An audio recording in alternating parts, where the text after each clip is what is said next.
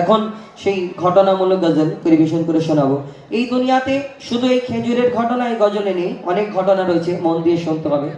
আমার নবী হুজুর পাক সাল্লাল্লাহু আলাইহি ওয়াসাল্লামকে আল্লাহ পাক রব্বুল আলামিন দুনিয়ার মধ্যে যখন পাঠিয়েছিলেন, তখন আল্লাহ পাক রব্বুল আলামিন তাকে একটা সাধারণ নরমাল ঘরে পাঠিয়েছিলেন। এই দুনিয়াতে তাকে রাজার ঘরে মন্ত্রী ওজির কোনো হাই কোয়ালিটি কোনো এরকম কোনো জায়গায় পাঠায়নি। আল্লাহ পাক রব্বুল আলামিন মা আমিনার একটা সাধারণ ঘরেতে আমার নবী হুজুর পাক সাল্লাল্লাহু আলাইহি সাল্লামকে পাঠালেন। মা আমিনা বড় চিন্তা করে, আল্লাহ গো, এই দুনিয়াতে অন্যান্য যারা বাচ্চা আছে তাদেরকে লালন পালন করে তার আব্বা, এই দুনিয়াতে সেই সময় রীতি রেওয়াজ ছিল দুধ মারা এসে দাই মারা এসে নিয়ে যেত, তাকে লালন পালন করে বড় করে তাকে আবার ফিরিয়ে দেওয়া হতো। আর সেই বাচ্চার বাপ কত কি দিত, উপহার দিত এবং দাই মারা খুশি খুশি নিয়ে যেত। কিন্তু মা আমিনা চিন্তা করে আব্বা নেই, আর আমি তো বড় গরিব, তেমন আমার কাছে কিছু নেই। কিন্তু মা আমিনা যখন চিন্তা করতে থাকে, আল্লাহর তরফ থেকে সান্ত্বনা আসে, খবর আসে। আল্লাহর তরফ থেকে কি খবর আসে? কবি ছন্দের মাধ্যমে অতি মূল্যবান কথায় লিখছে, দেখুন। মা আমিনার দোলায় দেখো দোলে মিমের ফুল, মা আমিনার দোলায় দেখো দোলে মিমের ফুল, দুনিয়া ঘুরে পাবি না গো যাহার সমতল। মা আমিনার দোলায় দেখো দোলে মিমের ফুল, দুনিয়া ঘুরে পাবি না গো যাহার সমতল। সে আসার পরে পড়ছে দেখো, আসার পরে পড়ছে দেখো সারা জগৎ গোল, আসার পরে পড়ছে দেখো সারা জগৎ গোল। কি পড়ে?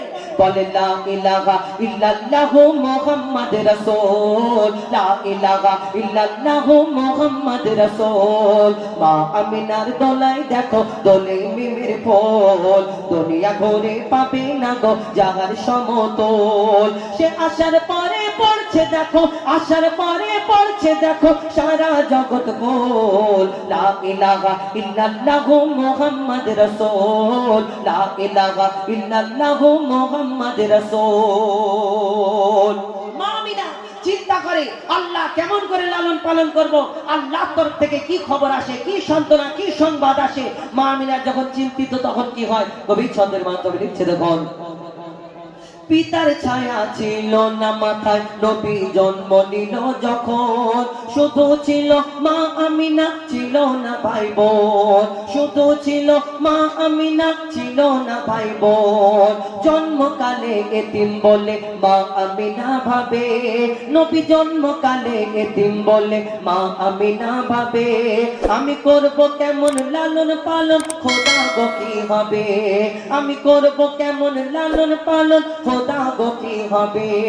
তখন গায়েবী এক খবর এলো, তখন গায়েবী এক খবর এলো, শোনো আমিনা বিবি, তোমার কোলে নাজিল হলো খোদার শ্রেষ্ঠ নবী।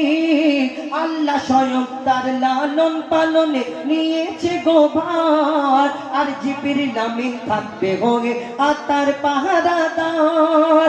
ও সৃষ্টিকুলের শিরোমণি, সৃষ্টিকুলের শিরোমণি, সৃষ্টিকুলের শিরোমণি আর নবী কুলের মোল, সৃষ্টিকুলের শিরোমণি আর নবী কুলের মোল। দুনিয়াতে যার নাম হবে মুহাম্মদ রাসূল, দুনিয়াতে যার নাম হবে মুহাম্মদ রাসূল। মা আমিনার দোলায় দেখো দোলে মিমের ফুল, দুনিয়া ঘুরে পাবে না গো যাহার সমতল। মা আমিনার দোলায় দেখো দোলে মিমের ফুল, দুনিয়া ঘুরে পাবে না গো যাহার সমতল।